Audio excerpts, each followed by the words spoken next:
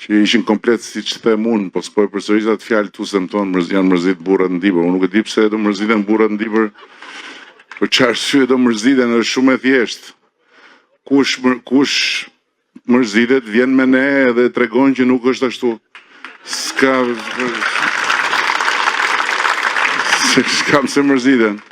Edhe kur ai nxirrte ato dhënat e anketimit që shumica mendon që Shqipëria po shkon drejtim në dur, këta hutoheshin edhe bëheshin keq. S'ka mundësi, thoshin, është e pamundur. Pastaj kur nxorja tjetrën, shumica mbështet Partinë Socialiste, po si ka mundësi? Edhe fillon ta shpjegonin si ka mundësi dhe hyn në një garë që unë s'po besosha, tash është reale kjo apo është në një si emision satirik.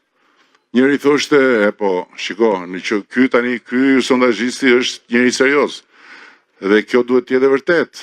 Po nëse kjo është e vërtet, atëherë populli është i smur. Tjetri thoshte, jo, i smur është pak, është i çmendur populli.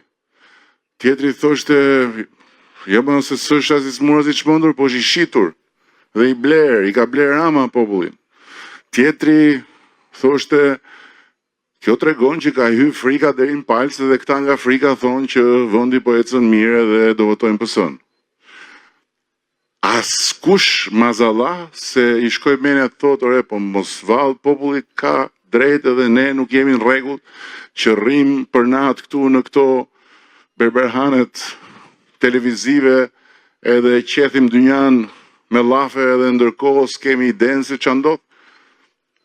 E tha Agroni, nuk e thash unë, pak përpara kur foli që këtu në këtë zonë uji ka qenë një problem madhor, sot ka 24 orë ujë. Mirë, po ata atje në për ato ekranet përsërisin pa pushim të njëjtat fjalë. S'ka ujë, s'ka bukë, s'ka siguri, njerëzit vdesin për bukë, po vriten, korrupsioni, ba. Dhe në fakt, e vërteta është që është shumë e vështirë për të marrë vesh se ç'a ndodh në Shqipëri jashtë atyre gjërave që i ke vetë rreth rrotull, sepse nuk ti tregon kush. Ekranet nuk të tregojnë gjërat pozitive që ndodhin. Portalet harrohe. Kështu që mendova është mirë që t'i ndajmë disa të dhëna së bashku.